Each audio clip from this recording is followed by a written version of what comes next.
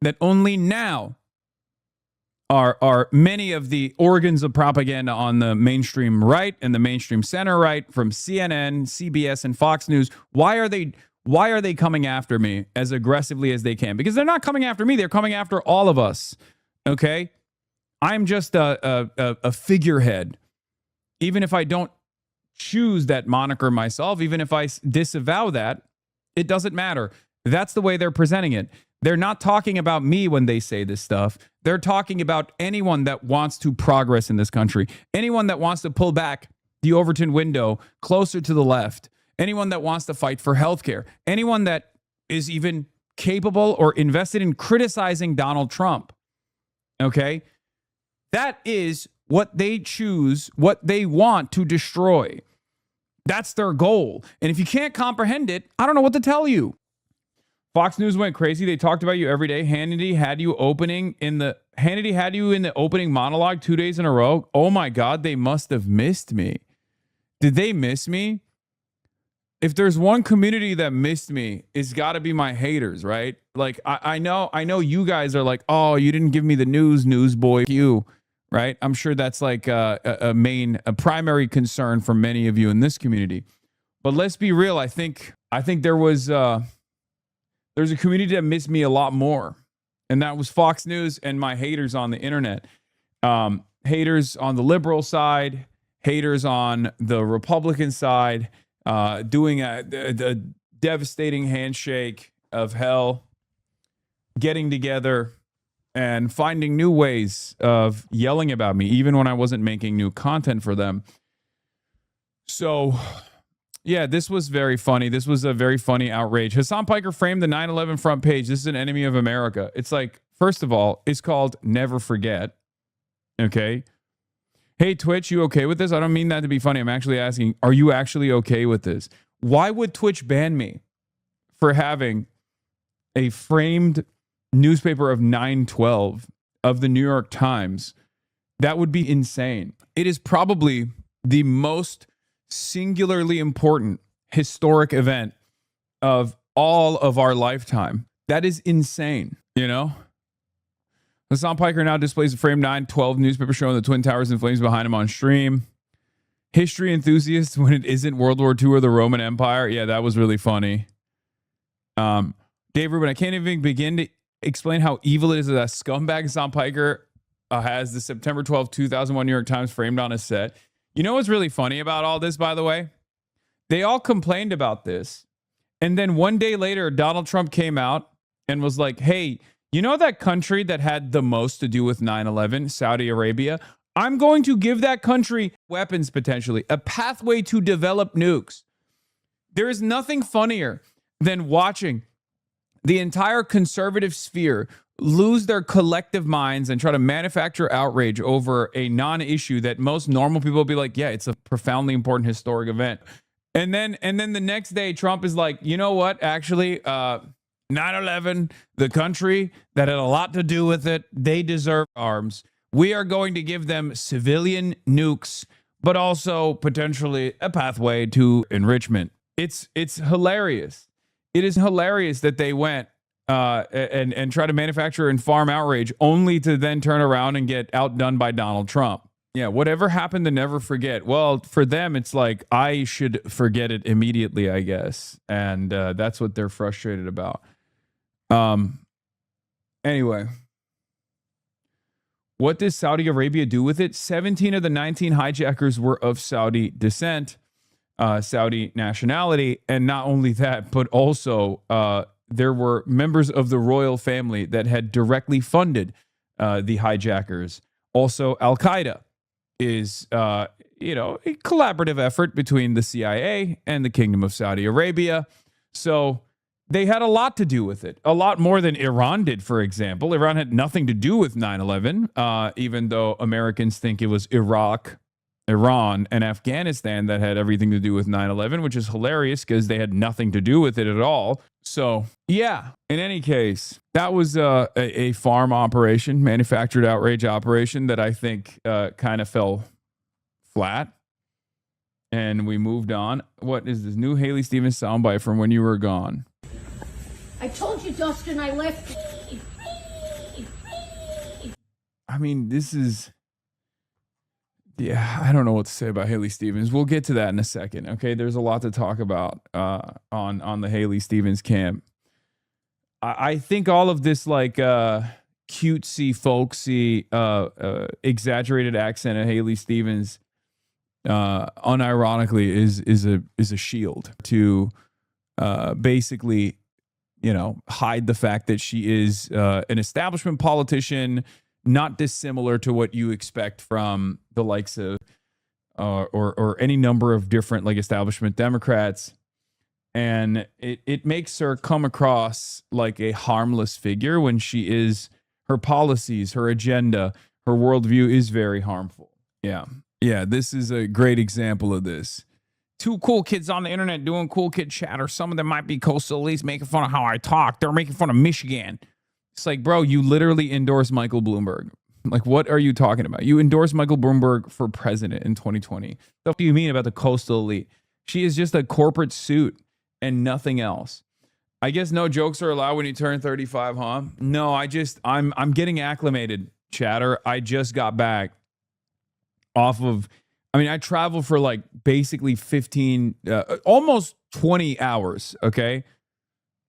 And immediately came home and immediately fired off the stream. So I'm a little bit all over the place. I'm a little discombobulated, even though I'm actually feeling unbelievably refreshed because I took 4 days off. But yeah, I traveled a lot.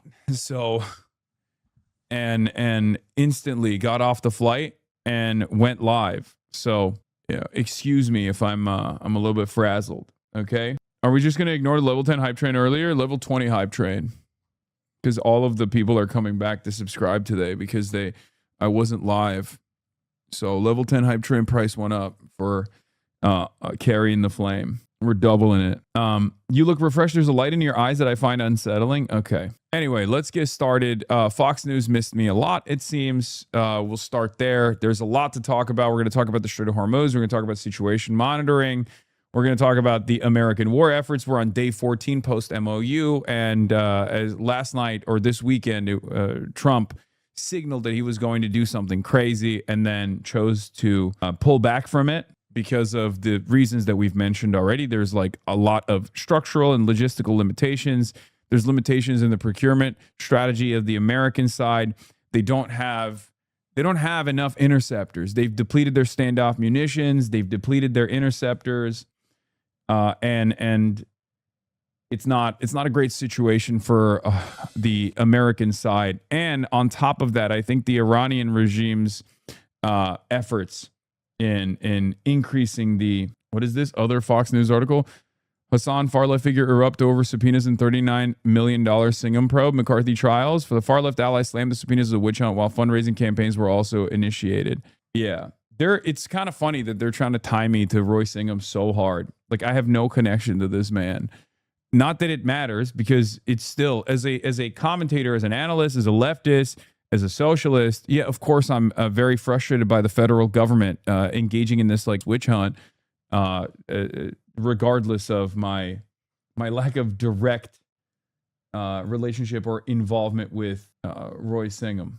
You finally got subpoenaed? No, I did not get subpoenaed, chatter. You both wear glasses. It's true. We both do wear glasses. Anyway, we'll get to all of that and more. There's a Netanyahu forceful rebuke and more. But first, let's start here. Deserve 9/11, dude. It. I'm saying it. It will inevitably turn Israel into a nation that is entirely comprised of messianic, inbred, ultra-Orthodox psychopaths with an arsenal. Mao Zedong is a facts, by the way. Again, this is so funny. Like, it's really funny that these guys will clip this and be like, see, look at how frustrating this is. It's like, yeah, you should hear what the more liberal Ashkenazi Jews have to say about where Israel is headed. What, I can't make an assessment about where Israel is headed, given its like demographic increases exclusively coming from some of the most far-right elements in Israeli society? Yeah, that's what this argument is. Israel is headed. What am I, not supposed to tell you the truth? I don't give a shit. Does this fake outrage even work? No, it doesn't. It's just like, it's unbelievably silly. Like what I'm referencing is that Israel is inevitably going to turn into a country run exclusively by Itamar Ben-Gvir's and Bezalel Smotrich's, right? That's it, which is exactly what's going on. And that's a real concern, even in Israeli society broadly. Whether we give a shit about what liberal Zionists, whether we give a shit about what liberal Zionists are concerned with or not, there's a separate demographic concern amongst liberal Zionists in Israel, amongst the more liberal elements that want to maintain a close relationship with the West. And that is the fear that they're being outbred. There's two different demographic concerns in Israel, broadly speaking. One is the non-Jew population, the non-Jewish population potentially outbreeding the Jewish population, which is not that big of a concern for Israeli society broadly, because the Orthodox population, the ultra-Orthodox population are actually keeping the Israeli demographic concerns at bay because they oftentimes will have a lot of children, right? But this presents a unique demographic concern for some of the more liberal elements in Israeli society because a lot of these guys are very right-wing. Okay? That's it. So while Israel has taken the initiative to ensure, and this is eugenics for the most part, let's be real, but while Israel has taken the initiative to try to stave off some of these demographic concerns coming from the Arab population, the other side of the story is something that they haven't been able to deal with at all, which is that the Israeli demographic replacement is not actually coming from the non-Jews that live in Israel or live outside of Israel but have a right to return technically, but it's actually coming from the replacement coming from West Bank settlers for the most part, ultra-Orthodox and Orthodox Jewish sects that tend to be far more right-wing. Now, there's obviously no monolithic understanding of any religious entity in this country or in all countries. So obviously there's some ultra-Orthodox that are, anti-Zionist as well. But ultimately, these are more fundamentalist sects of this same religion. And, they are going to be the only generation. Like the next generation is going to be entirely comprised or overwhelmingly comprised of more far-right elements in Israeli society. We've already seen the Israeli politics change as a consequence of this. When you look at the when you look at the youth vote in Israel, the youth vote is actually further to the right than the elderly vote. It's unlike anything else. It's unlike any other country. If you look at the youth vote in Israel, the youth actually vote overwhelmingly in favor of Itamar Ben-Gvir over Bezalel Smotrich, for example. There's this distinction between the two because they think Bezalel Smotrich is not radical enough. Isn't that crazy? Anyway, that's what my reference was to Israeli society and the demographic changes that are taking place in Israeli society. Orthodox psychopaths with a nuclear arsenal. Mao Zedong is one of the great leaders of this world. I finally framed the Cutie Cinderella newspaper from 9/11, the morning of 9/12, the newspaper right there. That is controversial and far-left streamer Hasan Piker, who has built a platform on anti-American, anti-Israel rhetoric and has amassed a massive following in doing so. But who is Hasan Piker and how did he get so much influence? Let's take a look. Hasan Piker is born in New Jersey to Turkish. This is crazy. They dedicated the power wall. They dedicated the power wall to my rise into power like I'm a fucking faraway dictator, okay? In a Marxist-Leninist party that seized power over with like military means or something. Like we did a coup d'etat and we took over, and I run Burkina Faso or something. Like what the fuck? I am an American Twitch streamer, okay? I'm not running for office. I'm just an American Twitch streamer who has a political perspective that some, especially in the halls of power, find to be threatening, okay? And it's understandable that they consider it to be threatening because they're not exactly up to share any of that power, any of those resources. They want to continue to consolidate. Okay, threat to them. And if you are a servant of capital, like Fox News is, like many in mainstream, in many of our mainstream outlets are, of course, you find this to be a significant threat, a real existential danger. I don't think it has to be that way.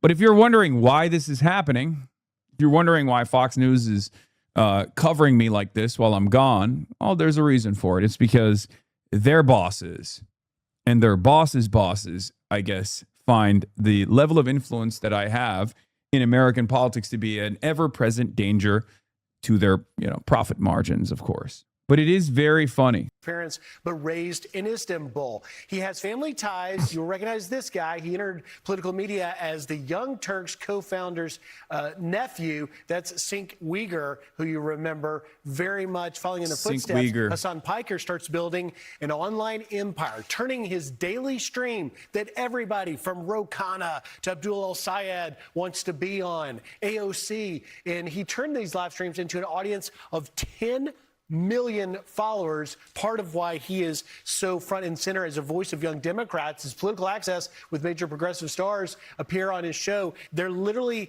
like, it's like Joe Rogan trying to get on his show if you are a far left progressive Democrat. His radical record, though, cannot be denied. He's called religious Jews inbred, defended Hamas, continues to do that, and apologized after saying that America deserved 9/11. In the latest firestorm, addressed college Democrats in a Mao-style suit. Look at that. And it's interesting, guys.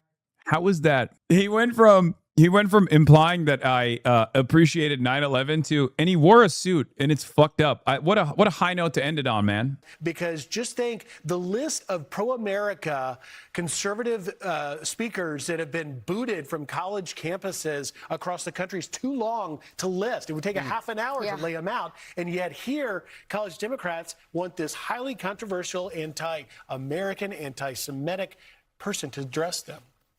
Well, so how did Hasan Piker become a leading voice for young liberals? Well, our next guest is a young Democrat. That's what who's Katie calling on his generation for platforming Piker. He says that it is reprehensible.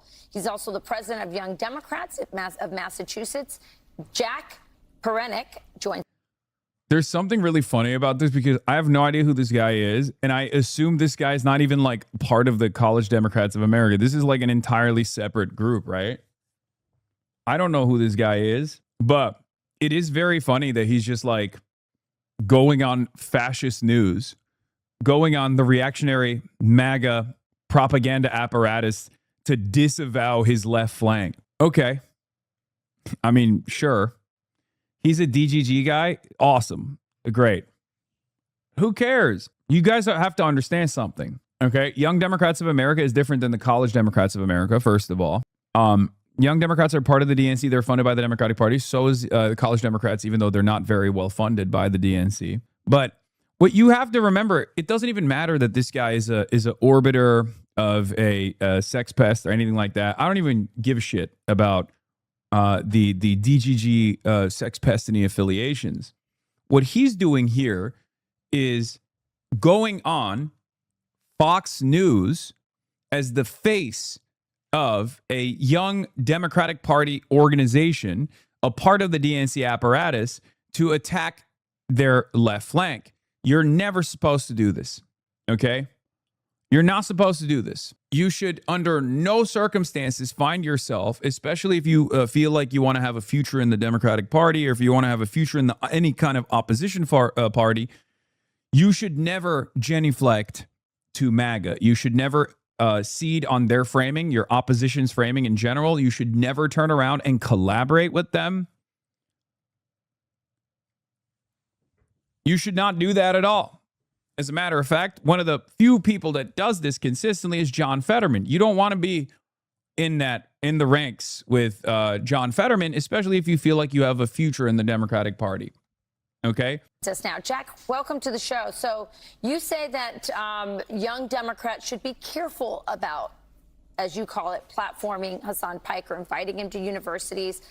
Why do you say that? Or should we have more open discussion and on both sides? Or you're saying he shouldn't be allowed on campus? Well, I totally believe in going places where you have to talk to people that don't necessarily think the way that you do. That's why I'm here on Fox News this morning.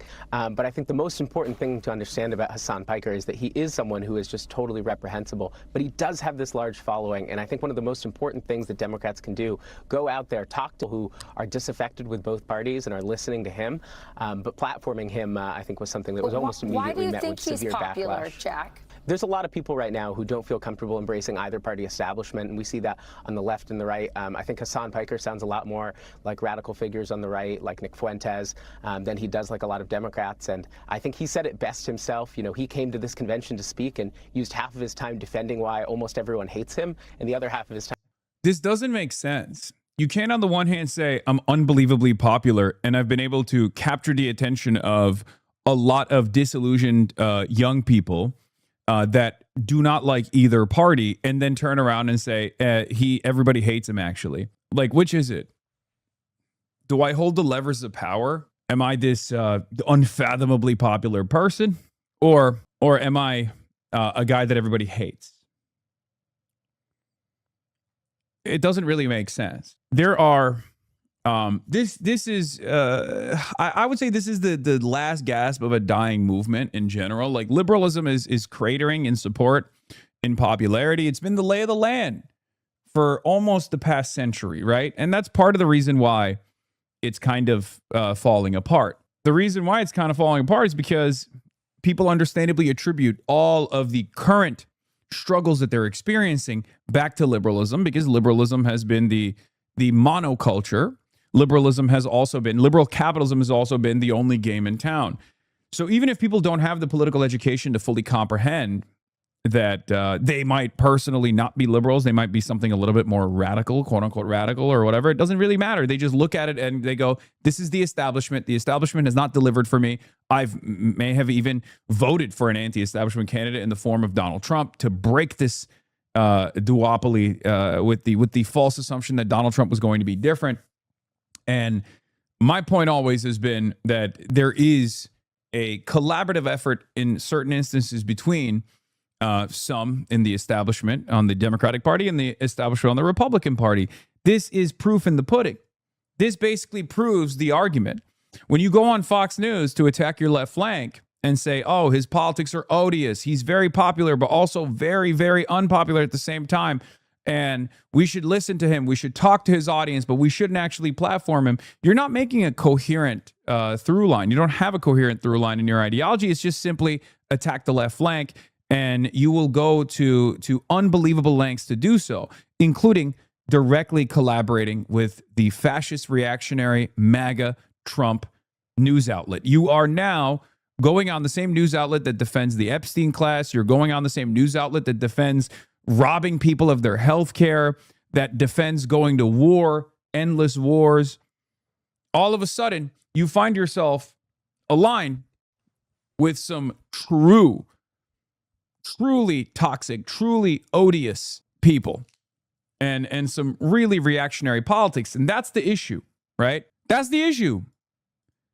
The question is very simple. Do you think I am a bigger threat to American politics than the entire MAGA machine? Because now you're going to the belly of the beast. And for many liberals, I think the answer is pretty simple. They've already chosen which side they're on.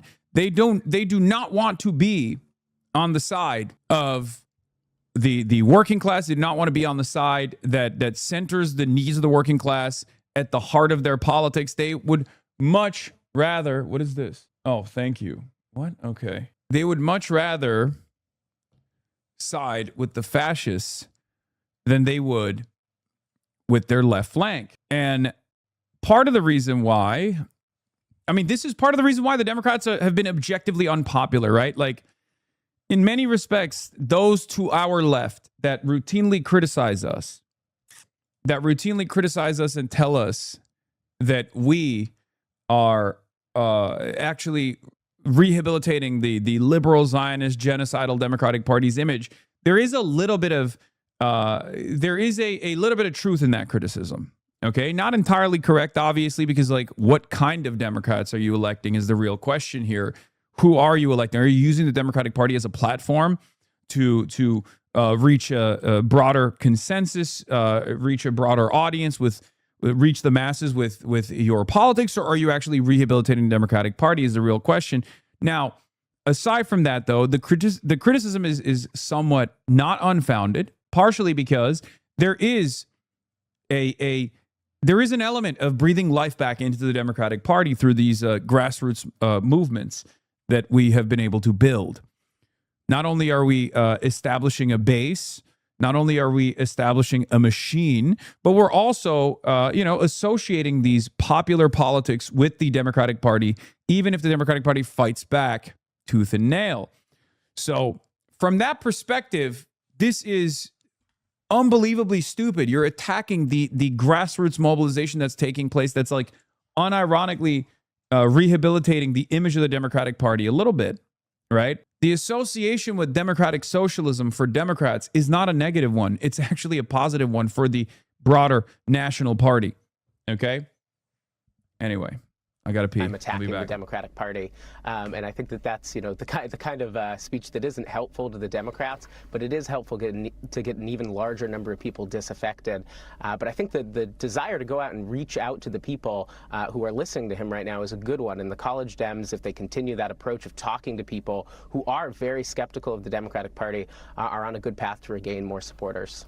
Well, Jack, first of all, we are grateful to you for coming on and talking about this, and we appreciate your willingness to engage. It's a very important part of our country. And I get what you're saying about how there are a lot of people in the world who feel disaffected. But this guy talks about very specific things. What is it that from, a lot of young people, obviously, what is it that draws people to the specific things that Hasan Piker talks about that we all find so repellent? Yeah, I think so many people have lost faith in the ability of the American political system to affect change that his calls for a revolution become appealing because people feel that that's the only way.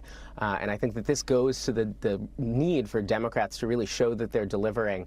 But I think, Hasan in particular, part of the reason why he's just such an awful speaker and a messenger for this voice, particularly for college Democrats, one of the things I heard a lot about there was his objection to, this is someone who thinks date rape on college campuses is hilarious and something to be joked about. And it was a message that, particularly to young people, it was really helpful to so many of the people who didn't know who he was before. Oh, he's this makes sense as to why he's a fucking sex pest in the orbiter. That's not true, obviously. No, he is using my criticisms of Liberty University, which Fox News has defended over and over again, saying, yeah, this is a sexpestiny mutant talking point. One of those talking points that mutates into something totally ridiculous. Liberty University did an anti-Title 10, created an anti-Title 10 college campus. And my criticism of that turned into Hasan Piker wants white, rich college girls to be date raped. Bullshit. It's completely fucking made up. It is completely made up. Or Title 9. Sorry, not Title 10. I apologize. Title 9. That's what it is. It was my criticism of a college campus that was expressly designed around not allowing Title 9, not allowing any sort of like date rape or rape investigations to take place on college campus, to basically cordon off all the rapists that are self-selecting and self-identifying to go there. I wonder if that space even stops and thinks about why they can only get their slander on Fox News. No, I don't think they care. I don't think they care about it. I think they are actively collaborating with the fascists to clean up their left flank. Like, this person's entire purpose here, stop sending me videos about Israeli tourists being evil. Okay, I'm not going to watch that right now. Steve's for real. Please, just take a day off, okay? I just got back. There's a million things that I'm going to cover. I'm not going to look at that right now. Yeah, no, this is cut a liberal and a fascist bleeds in real life, okay? This is what's going on. This is precisely what's taking place.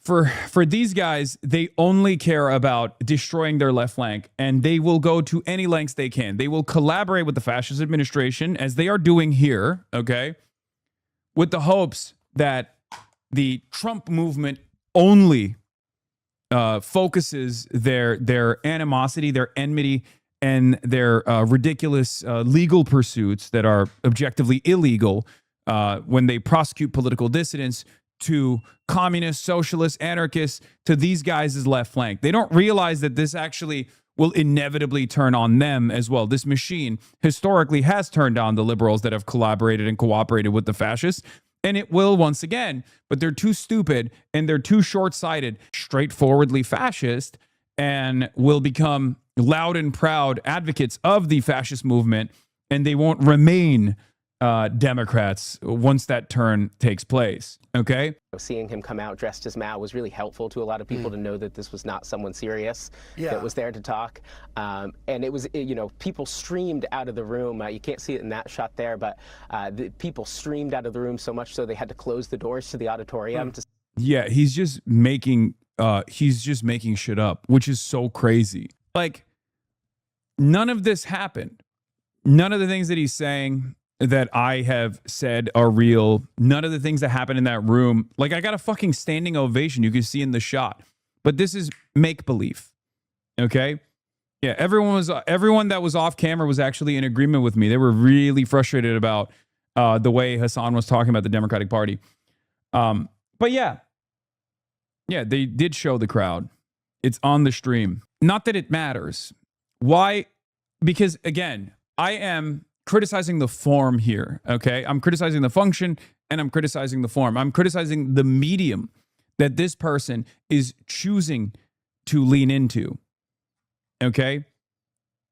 Because it's fucking unbelievable. It's unbelievable and utterly unacceptable that someone who chooses to associate themselves with the youth wing of the Democratic Party would actively go on Fox News to criticize another youth wing of the Democratic Party and to criticize a person to their left flank. Okay? It's completely unacceptable. Stop the mass departure. Four whole state delegations walked out in their entirety. And it was funny that, congressional candidates in R+30 districts got 10 times the applause that he did because people kind of know that he's a hackster, not to be taken seriously. But does that matter? The fact that he is a fraud, does that matter if you've got millions of people who are listening to him and following him? Yeah, I mean, absolutely. You have to go out and talk to the people who think that, right now there is no hope in the Democratic Party, so they're looking for figures like Piker. Yeah. What's really interesting about this is, like, are you going to present that hope? Is the hope for New Democrats charting a new path forward going to be doing the exact same thing that, Hillary Rodham Clinton did, doing the exact same thing that the establishment has done over and over again to varying degrees of failure? Do you see what I mean? Like, you don't have a vision in the affirmative. So much so that you are choosing to collaborate with fascists. Okay? You're choosing to go on the fascist platform to rail against your left flank. What is your vision? What is your vision for a better future? How are you going to chart a vision in the affirmative for a better path forward that will get people excited, that will get people off their asses and go out and vote, go out and actually push the Democratic Party? What's the vision? Better things are not possible? Would you ever critique moderate Dems? Of course, I critique moderate Dems all the time. But my criticisms of moderate Dems and the right wing of the party is the same exact criticisms that I have for the Republican Party. It's not about the aesthetics. It's not about the fact that I said on Fox News, if I ever went on Fox News, I would have a lot more to say about Fox News, even if I were to actually critique the moderate wing of the party. I would not agree with the Fox News criticisms of the Democratic Party broadly because it's inappropriate, because it's not true. As much as I have, and I would love to go on fucking Fox News, they just won't have me on. They would much rather have people like this on. You will not find me agreeing with Fox News on Fox News. Okay? That's the problem. Like, what he could have said here, if he was an actual if he was actually invested in like a big tent or something like that, what he could have said here is this: Hasan says a lot of things that I don't agree with, but he says a lot of things that are, truthful. For example, he says that the Republican Party is a firm and committed defender of the Epstein class. And this is exactly the kind of odious politics that Fox News actually defends vociferously. Okay, so let's not talk about a Twitch streamer that has a grassroots momentum backing him, or a movement that is actually breathing life back into the Democratic Party, even if I don't agree with everything that they're saying and doing. Ultimately, the real problem is those who control all of the levers of power in this country, which happens to be the Republican Party, right? The Republican Party controls every branch of the government. They've actually filled the courts all the way up to the Supreme Court with some of the worst, most reactionary judges. They are dominating American politics, and Americans are sick and tired of it. And they're now finally recognizing that voting for the Republicans, voting for the anti-establishment, the fake right-wing sloppulous, is not actually going to change the system, is not actually change the system for the better at all. And Fox News has been defending this system, defending the establishment. Republicans, for the longest time, have been able to present themselves as anti-establishment. Democrats, I think, need to learn from that. They need to figure out how the Republicans have been able to do this. Like, there is a way to critique me, even if you went on Fox News, okay? But he's not doing that. He's just there to rip apart, slander, smear the left flank movement, okay? That's it. He wants to be, his lifelong dream, I suspect, is to be a corporate stooge, a Haley Stevens type, propped up by the establishment and moneyed interest, and never understanding why the Democrats keep losing. You are being played a fool. You're a useful idiot for the right. Who are talking about the ability to affect broad change. I think the reality is, though, that there could not be anyone less politically influenceable right now. And it's funny, even in, I've talked to a lot of people. I called his comments reprehensible. A friend of mine reminded me that Zoran Mondami said the same thing about his comments, and I really think that he's, been a very successful person in uniting the Democratic Party against his. Yeah, they're like, no, Zoran is good, Hasan is bad. True. Fine, I'll take it. AOC's good, Hasan is too radical. Keep pointing to all the. Next up, they'll be like, Abdul El Sayed is good, Hasan is too radical. It's fine, I'll take it. No, I'll take it. Yeah, all of these guys, all of these people that I work with actively, that I've propped up, they all, that means that they are becoming undeniable within the system, within the ranks of the party. They've become so unfathomably popular amongst the base that he can't actively shit on them. I'm sure before Zoran ran, I'm sure before Zoran became the winner of the Democratic Party, or even after Zoran became the winner of the Democratic Party, he still probably had his so much. It's like if you did, and if you actually had the overarching approval of the entire Democratic Party's base on your side, you wouldn't have to go to Fox News and cry. Okay? These candidates would not even win. My dad even called this out. He thought it was strange that Fox News was praising. They hated like 3 months ago. Exactly. Anti-Semitic and hateful comments. Well, and Jack, as you mentioned, he said in his speech to the Democrats, college Democrats, that he is coming for the establishment. And with such a following, as Charlie points out, we'll see where this goes. Jack Pernick, thank you for joining us. We want to have you come back as we continue to follow this. Have a great weekend. Thank you. Thanks, Jack. All right. Be sure to like and subscribe for. In reality, his negative view of Zoran probably continued for months, even after he got elected mayor, until his record was undeniable. Yes, these guys are all fraudulent. But it's good. That means we are fucking winning, okay? That means we're winning. It's that simple. I'm one person. I don't give a shit if I'm the tank. Yeah, I saw the News Nation DSA co-chair was asked about me as well. So let's move. Okay, it's so funny that they were like demanding that the Democratic Socialists of America disavow me as well, which I find very funny. What about this comment? What about that comment? Do you disavow this comment? Do you disavow that comment? DSA co-chair, why don't you disavow Hasan Piker? It's like, here's the thing, okay? We have to remain strong. We have to remain consistent. We have to be disciplined, okay? If not damn near identical with my worldview, then even the right-wing centrist Democrats are, and certainly the reactionary right. We have to have a principled stance. We can have our minor disagreements. But ultimately, if we start disavowing one another, then there is no movement. Okay? I think that kind of stuff is silly. It's one of the most toxic aspects of the left. Okay? One of the most toxic aspects of the left is constantly seeking some semblance of purity by those who never even demonstrate that purity or demonstrate the same moral standards that they're applying to you. Okay? You think I'm going to sit there and listen to a goddamn fascist demand that I disavow people who are closest to me politically? Are you out of your fucking mind? Are you insane? Are you out of your mind? That's ridiculous. That's why we should stop calling people ultra. It's exactly like the calling the left hankies. Yes, the problem is there are wreckers, okay? There are wreckers. If they just shut the fuck up about how reformist the Democratic Socialists of America are, then I would never, there is, for years and years, okay, people have called me a tanky. I don't care. I don't care about that. People have called me an ultra. People have called me a tanky. They still are doing it.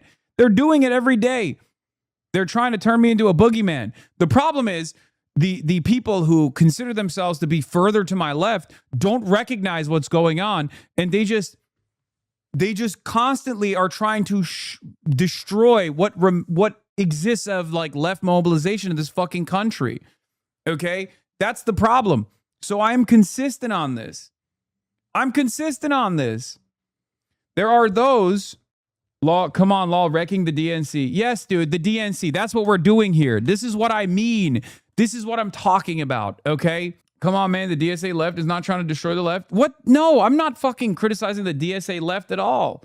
What I'm talking about are people who, instead of, like the other guy, that wasn't the DSA left that I just banned, okay? What I just banned in that situation is someone behaving like a fucking wrecker. When DSA itself has the entire federal apparatus constantly surveilling everything that they do, when I have the State Department actively calling me out, and there are people who still come in here and they go, no, you're actually not a true revolutionary. Fuck you. You're actually fake and phony. Focus your sights. Train your sights on the fascists. What the fuck are you doing? Immediately choosing to attack your closest fucking friends, your closest ideological allies in this moment where the fascist government is actively trying to basically throw every single political dissident into concentration camps is unbelievably annoying. It's friendly fire. Of course I'm going to yell about that. I just gave you an example of people to my right within the DSA right that I do not oppose or criticize publicly, even if I have my disagreements with them. And the same goes for people on my left as well, people to my left flank, you know, the Maoist third worldists and whatnot. The only time I ever apply criticism is when they, whether they be to my right or to my left, are coming after a broad anti-fascist coalition. That is what they are wrecking. Do you understand? It is those who are deeply unserious and do not recognize the necessity for as broad of a movement as possible that will oppose fascism in this country that is growing, that I criticize no matter who they are. I mean, look, I just criticized a liberal Democrat who's actively coming after the entirety of the left flank. They don't make any distinction between you or I. Neither does the Republican Party. And the Republican Party doesn't even make a distinction between liberals and people on our side. Okay? It's that simple. Democratic socialism and radicalism is simply a vessel to overthrow the U.S. of our country from within. The plan, as stated in the DSA's chapter, win elections, throw out the Constitution, abolish the Senate, abolish the Electoral College. Of course, you want to stack the courts, strip away all powers from the White House and Supreme Court, and then, boom, democratic socialism / communism, just, you know, regular old, that'll be the end of America as we know it. Where is this? There was someone talking about the point of you know, Wrecker, the organization within the DNC. If you don't understand what we're trying to do here, and if you can't even comprehend why the Republicans are losing their goddamn minds over this, and why the center of power in the right wing of the Democratic Party is losing their goddamn minds, and they're cooperating with the fucking fascist right in this country, That's not our fault, okay? If this movement was unimpactful, if this movement was simply posturing from the outside, okay, and offering constant critique instead of trying to do something to make this change, then yes, this wouldn't be happening right now, okay? I've been saying the same things for a decade now. Why am I getting constant round-the-clock coverage from Fox News? Okay, there have been moments that I've been featured on Fox News, but never to this degree. Why? Why is it that only now are many of the organs of propaganda on the mainstream right and the mainstream center right, from CNN, CBS, and Fox News, why are they coming after me as aggressively as they can? Because they're not coming after me, they're coming after all of us. Okay? I'm just a figurehead. Even if I don't choose that moniker myself, even if I disavow that, it doesn't matter. That's the way they're presenting it. They're not talking about me when they say this stuff. They're talking about anyone that wants to progress in this country, anyone that wants to pull back the Overton window closer to the left, anyone that wants to fight for healthcare, anyone that is even capable or invested in criticizing Donald Trump. Okay? That is what they choose, what they want to destroy. That's their goal. And if you can't comprehend it, I don't know what to tell you. That is their goal, though. Their goal isn't to just section off different aspects of the left and offer a critical lens. Their goal is not to make the Democratic Party more competitive.